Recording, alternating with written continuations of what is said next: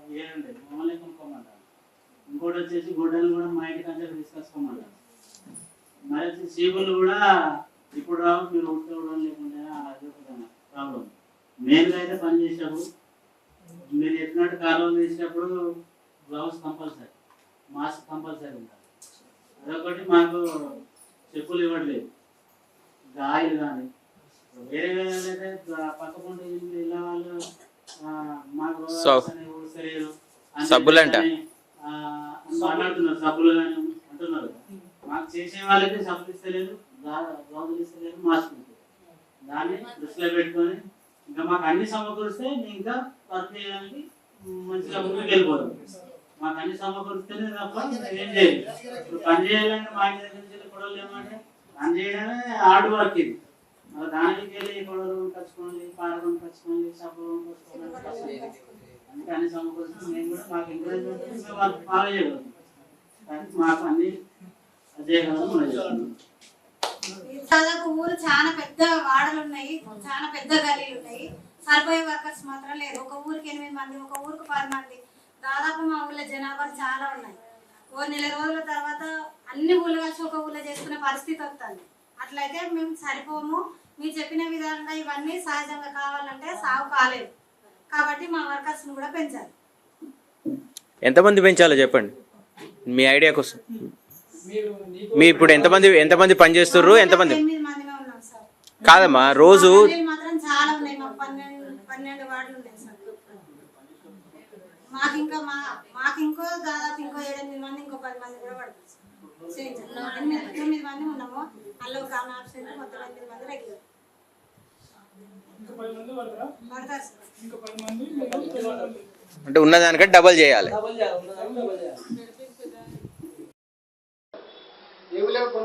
కొనుక్కోని లేకపోతే లేదు, పని చేయకుండా లేకపోతే వేరే వాళ్ళని అలా అంటున్నారు. మళ్ళీ ఏమంటారు అంటే నేను ఏమనుకుంటాను, నేను ఏమనుకుంటాను, నేను మా కమిషనర్ నేను పెట్టిన ఆయన నా క్లాస్ ఆయన తీసేస్తా. నేను జమాన్ కన్నా పెద్ద కమిషనర్ తీసేసి ఇంకో కమిషనర్ పెడతా అంటారు. మరి అలా ఉంటే పరిస్థితి మేము అడగాలంటే ఎలా అడగాలి, ఎవరిని అడగాలి, ఎందుకు అడగాలి, అసలు మేము ఎందుకు కొనుక్కోవాలి? ఒక కాంట్రాక్ట్ కొత్తగా వచ్చిన మొన్ననే ఒక కాంట్రాక్ట్ కొత్తగా కర్నూలులో చెత్త లేకుంటాం చూడు, ఆ చెత్త బాగా పారాలిస్తుంది. లేకపోతే మాకు శానిటరీ ఇన్స్పెక్టర్ ఉన్నాడు, పెద్ద కొడుకుంటాడు, ట్రాక్ చేసుకుంటాడు. ఆయన ఏంటంటే కొంత కొనుక్కొని లేకపోతే లేదంటాడు. అట్లా కాదు సార్, నువ్వు ఏంటి ఏ ఊరు అంటాడు. మాకు చిక్కలూరు పేట సార్ అని నేను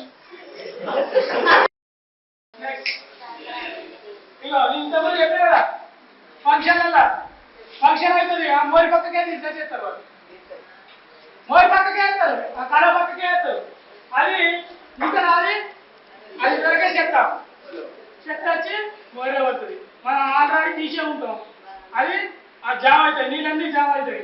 జామ్ అయినాక వాళ్ళు ఊరుకుంటారు. వాళ్ళు సార్ మీ వాళ్ళు వచ్చిళ్ళు అని పని చేయకుండా పోయి సార్ అని ఫోన్ చేస్తారు. వాళ్ళే వేసిన వాళ్ళే ఫోన్ చేస్తారు.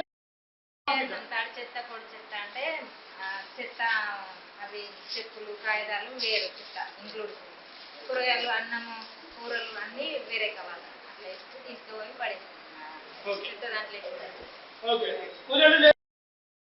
కూరగాయలు అన్నము జాబుల పేపరు పాల కవర్లు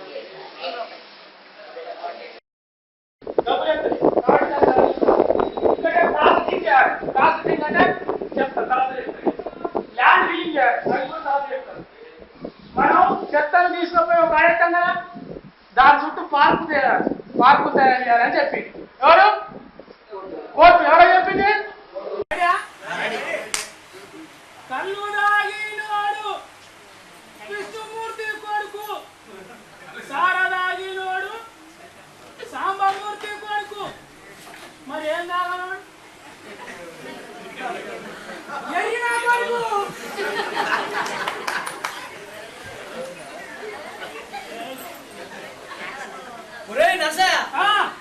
ఈ కళ్ళు కాంపౌండ్ లో కూర్చొని ఏం చెప్తాను నువ్వు? పాలు తాగుతాను. మరి లేకపోతే కళ్ళు కాంపౌండ్ లో కూర్చొని ఏం చెప్తారా? కళ్ళు తాగుతాను. మా నర్సుగాడు మాటలు భలే నేర్చాడు కానీ ఇవాళ మున్సిపాలిటీ పని పోలేదారా? పోయినా అంత అడగలి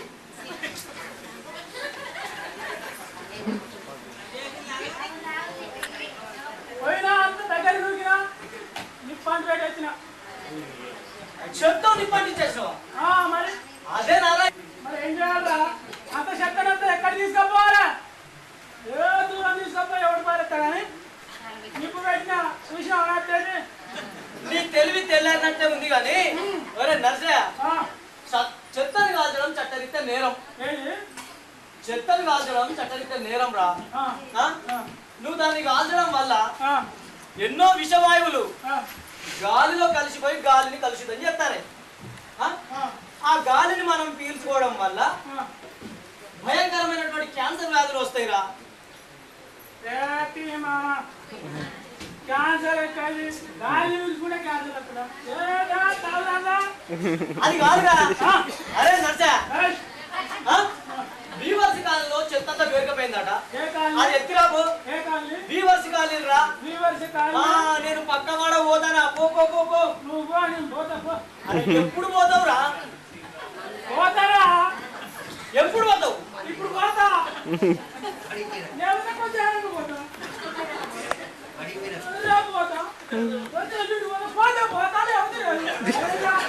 అరే నర్సయ్య, స్వచ్ఛ భారత్ డాక్టర్ నువ్వు ఇట్లా మాట్లాడవచ్చారా? కాదురా, మనం డాక్టర్లు అనుకోవాలి. అరే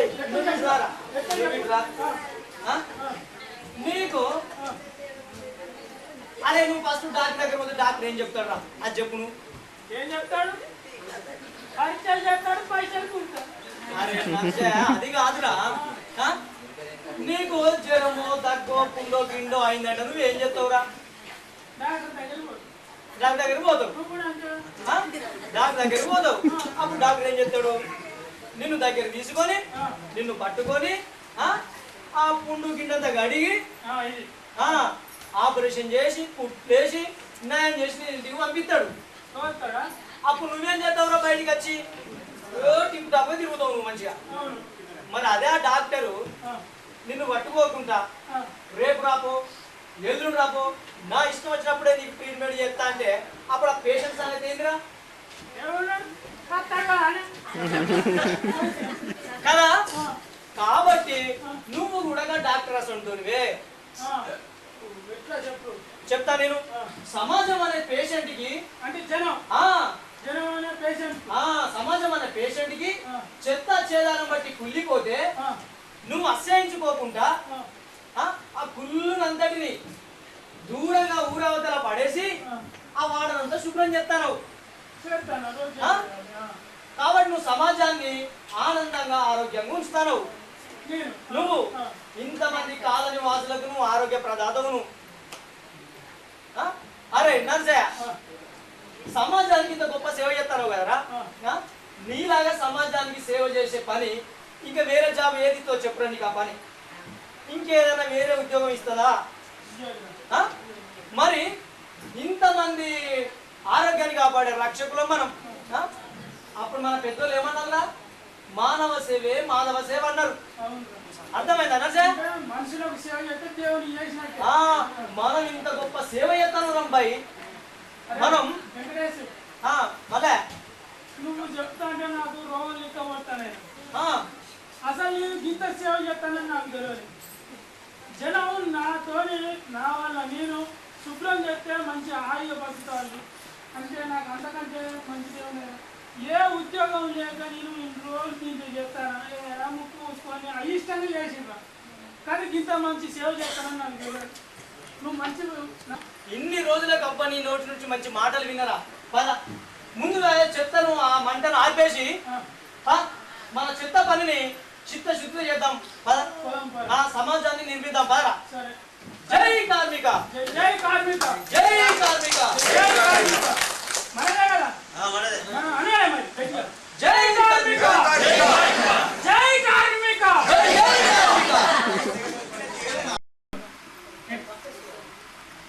చూసి ఇటు పక్క పూలు పోయలేదు, అటు పక్క పోసిల్లు అది ఒక పెద్ద గుట్ట, దాదాపు 2-3 తాడి చెట్ల ఎత్తున్నది. దాన్ని పూడ్చిన తర్వాత నెక్స్ట్ ముందు అక్కడ ఉన్న పరిస్థితి అది. దానిలో వర్షం పడ్డా లేకపోతే అక్కడ నుంచి వచ్చిన నీరు కానీ అక్కడ నల్లగా పాకురు కంటే ఇంకా దుర్వాసన, ఇట్లాంటి పరిస్థితి. అక్కడ ఉన్న చుట్టుపక్కల ఉన్న గ్రామాలంతా ఖాళీ చేసి వేరే వెళ్ళిపోయి అట్లాంటి పరిస్థితి ఏర్పడుతుంది. మనం తడి చెత్తలు పొడి చెత్తలు వేరు చేయకపోవడం వల్ల కొన్ని లక్షల కుటుంబాలు, మానవులు ఇంకా రాబోయే తరం 100-200 సంవత్సరాల తర్వాత మనిషి బతకడా చెప్పలేని పరిస్థితి ఏర్పడుతుంది. ఎందుకంటే అంతా ప్లాస్టిక్ మయమైపోతుంది. ప్లాస్టిక్ ఓ వనంగా భూమిలో కలవదు, కనీసం దాని చెద కూడా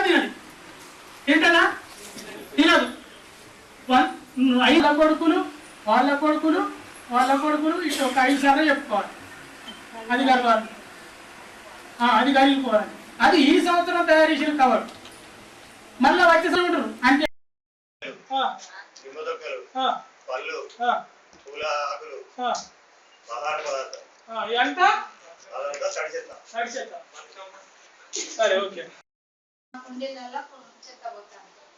ఎక్కడికి ఒక సంచి ఉంటుంది, ఆ సంచిలో చెత్త అంతా చేతితో తీసుకొని దాంట్లో వేసుకొని కుండీలో సాయంకాల సమయంలో మన చెత్త అంతా కాలేసిపోతాను వాళ్ళందరూ షాపులో చెత్త. కొంచెం నిలబడి మాట్లాడండి. షాపులు ఏది బంద్ చేసినాకనా నిలబడండి. షాపులు బంద్ చేస్తే సాయంత్రం కూడా ఏం చేస్తారంటే మొత్తం కావాలకి డబ్బు ఎవరితే ఎవరు అడుగుతూ లేరు, వాళ్ళని చూస్తూ లేరు. అవును. అప్పుడు ఏ సమయంలో ఏమేమి అది చూడలేము, మేము ఇళ్లలో పోతాం కదా, 5 గంటలకు ఇంటికి పోతాం. వాళ్ళు బంద్ చేసే వరకు 9-10 అవుతుంది. అప్పటి వరకు ఏం చెప్తారు, ఈ పనులు వస్తే వాళ్ళే తొందరగా అయిపోవాలని పని వాళ్ళు కాలువల పడేసి వాళ్ళు వర్కర్లు వస్తాం, వాళ్ళు తొందరగా ఇంటికి పోతారు. ఈ షాపులు ఆయన కుర్చీలో ఉంటాడని చూస్తలేడు, ఈ వర్కర్లు పడేసిపోతారు. మేము పొద్దున పోయే వరకు వాళ్ళ సార్తో మాకు ఇబ్బంది అవుతుంది. అక్కడ ఏంటంటే బాబు కాలం అంటే సార్ మేము తీసిన సార్ ఆడ మా ఎవరు చెప్పినా కానీ ఇంటి సార్ మామూలు గర్భ అవుతారు. వాళ్ళు ఏమో అంటే చేసిపోతారు, మీరు చెప్పినట్టుగా మేము చెప్తాను, చెప్పిన సార్ వాళ్ళు వినిపించుకుంటారు. వాళ్ళు ఎప్పుడే చూద్దాం, మీరు పెద్ద అధికారులు చెప్తే కొంచెం చర్య తీసుకుంటారని మేము. ఎప్పుడు పోతావురా?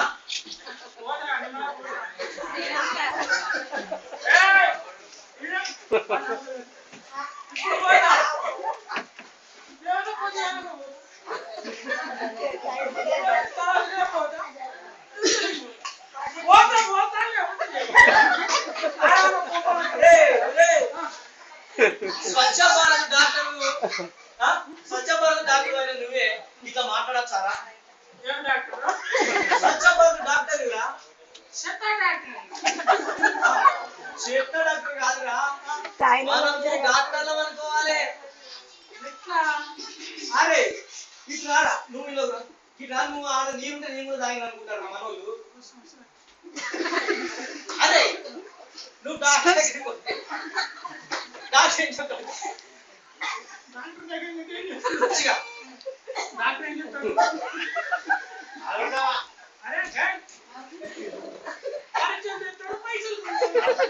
అది కాదురా బాయ్, నేను చెప్తాను జర మంచిగా నేను. నీకు జ్వరమో దగ్గో కుండో కిందో అయిందనుకో, అప్పుడు నువ్వేం చెప్తావు నర్సన్న? అంతే కదా. అప్పుడు డాక్టర్ ఏం చెప్తాడు? నీ దగ్గర తీసుకొని నీ చెయ్యి పట్టుకొని నీకేమైనా పరీక్షలు చేసి ఆ పుండు గిన్నెంత అడిగి నీకు మందులు ఇచ్చి నయం చేసి ఇంటికి పంపిస్తాడు.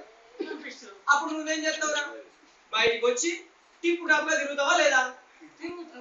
మరి అదే డాక్టర్ రేపు రాపో ఎల్లుండి రాపో లేకపోతే నా ఇష్టం వచ్చినప్పుడే నీకు పరీక్షలు చేస్తా అంటే పేషెంట్ సంగతి ఏందిరా చెప్పురా?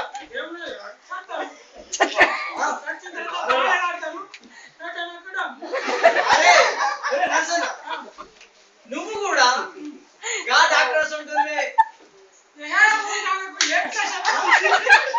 సమాజం అనే పేషెంట్ కి చెత్త చేదారం బట్టి కుళ్ళిపోతే నువ్వు అసహించుకోకుండా ఆ సమాజానికి సేవ చేసే పని ఏ ఉద్యోగం నీకు ఎక్కువ చెప్పరు ఒకసారి?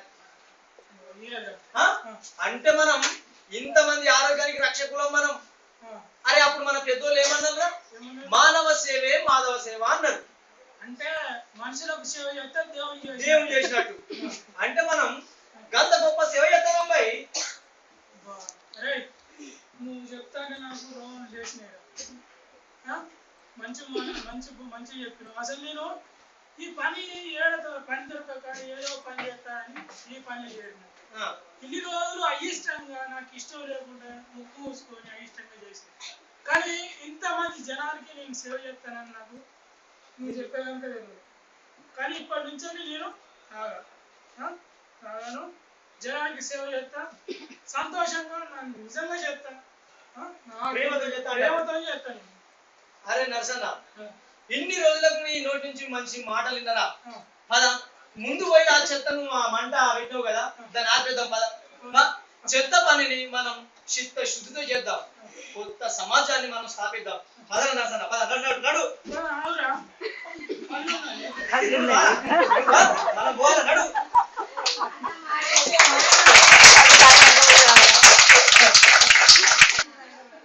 మనం పోయి కూర్చుంటాం ఇక. మనం చేసే పని మీద మన గౌరవం లేదు. అమ్మా వాళ్ళు ఎందుకైతే ఇట్లా ఇప్పుడు నేనున్నా, ఇప్పుడు ఆయన చేసాను కదా, ఇది చేస్తారు కదా, ఎందుకు చేస్తారు ఇదంతా? అంత కింద పోతారు సార్ చెత్త అంత హోటళ్ళలో అది ఇది అంత జావా జరుగుతారు ఈగలుతోమని డబ్బులు సరిగా పోతలేదు, కింద పడేసిపోతాను. అది కోళ్ళు కుక్కలు నక్కలు కాళ్ళు లేపుతాయి, ఆ నీళ్ళు పోతలేవు కూడా ఎక్కుతాయి.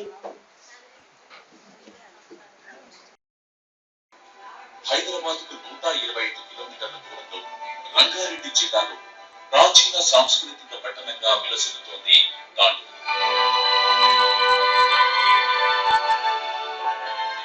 సుమారు 6 కిలోమీటర్ల వైశాల్యంతో, రైలు రోడ్డు సౌకర్యాలతో, 65,000 మంది జనాభాతో, నిత్యం 25,000 మంది వివిధ పుత్రవారి ప్రయాణికులతో సందడిగా ఉంటుంది. కలర్ ఏంటి బాబు అని చెప్తారు. అంటే మాకు అలా చికెన్ మార్కెట్ అంతా అలా వస్తుంది సార్. మాకు నీళ్ళు ఆడే కాడ తీయాలంటే రోజుల్లో తీయాలి, పూజ పారేయాలి. అలా గుంజేయాలంటే అలా చేసే మనుషులకు ఇద్దరికి చచ్చిపోయాం.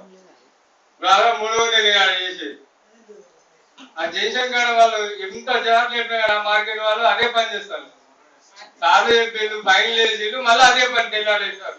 పోయాకు మొత్తం అలానే పోషిస్తాడు మార్కెట్.